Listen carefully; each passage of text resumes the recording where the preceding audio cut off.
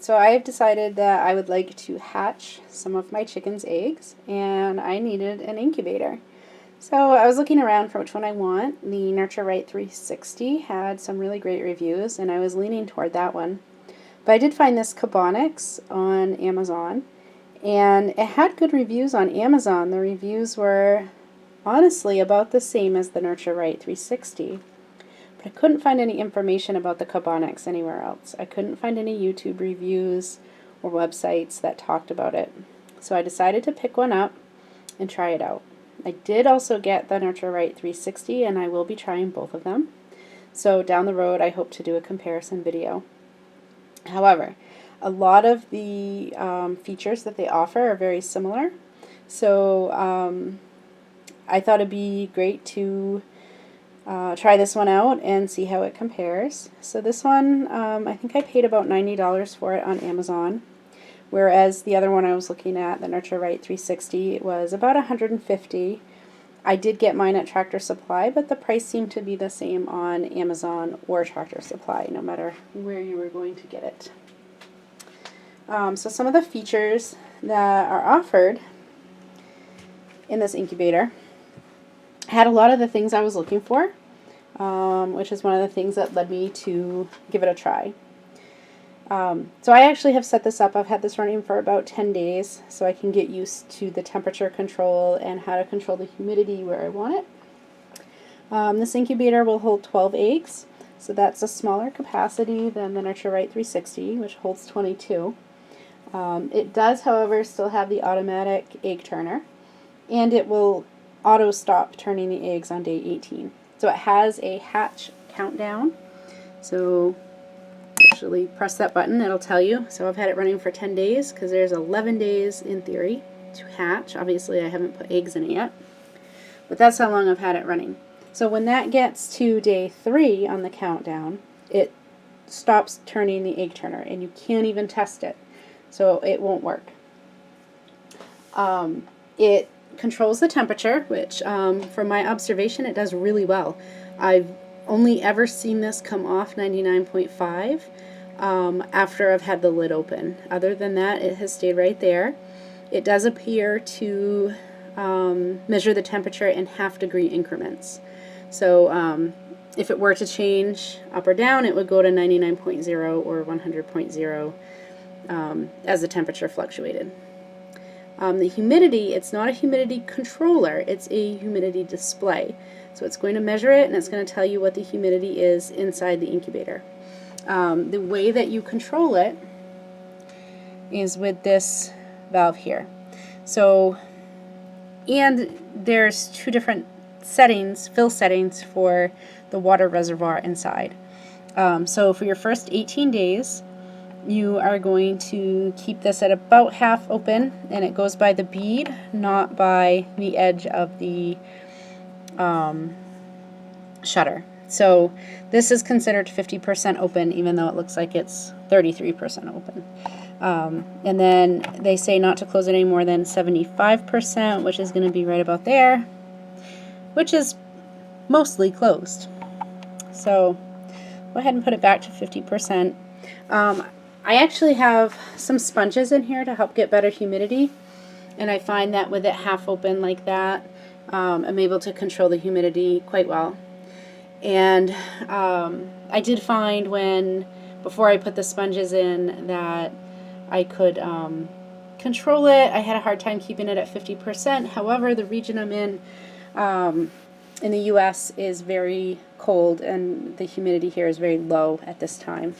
So in the summer it would be a completely different situation, but right now it's a little harder to keep that humidity up. The other thing I like about it is it does offer the exterior water fill. So you have your reservoir in here, and there's 2 levels in there, and that's what's driving your humidity, but you can fill it here without having to take the lid off, which is especially handy when you get to the last 3 days of your hatch. When you get into lockdown, you really don't want to be taking this cover off, and once your chicks start pipping, you really are risking the lives of the other chicks if you open it up.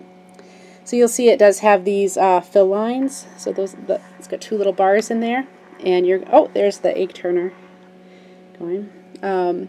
But when you fill, you want to keep it for the first 18 days. You want to keep it below that mark, and that's going to make sure that it only fills the small reservoir inside, which will help you control the 50% humidity. Once you get to your last 3 days, you want a higher humidity. You're going to want probably 65 to 70%. So basically, you're going to keep your level at that point over those markers. And what that is going to allow it to do, open it up and take a look here, is, and you can see I accidentally did it. It's going to allow the water to overflow into this chamber, and that's going to provide more surface area, which will help evaporate more water, and then you'll get your higher humidity. So like I said, and this is probably why it overflowed, I put these sponges in here. So basically it's going to wick some water up, but it's going to provide much greater surface area for the water to evaporate from.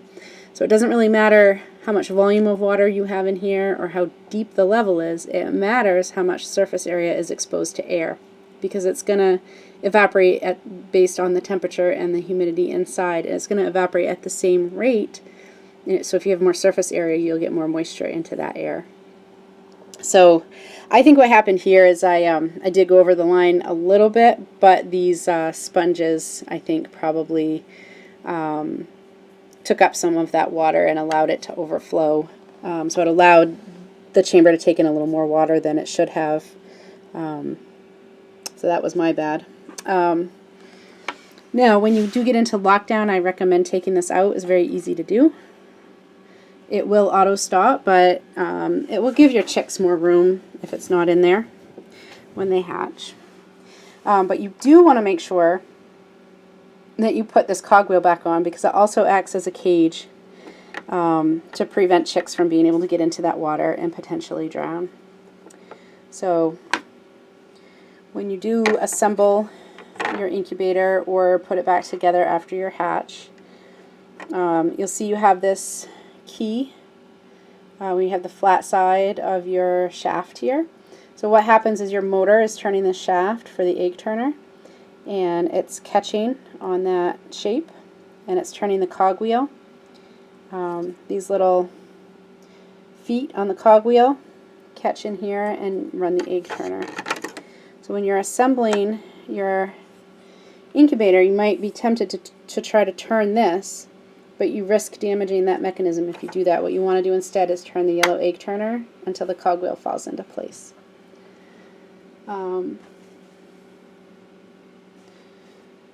So then when you do put the lid back on, you do want to take care to make sure that you line up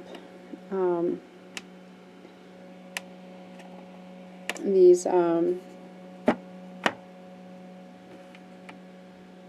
marks here.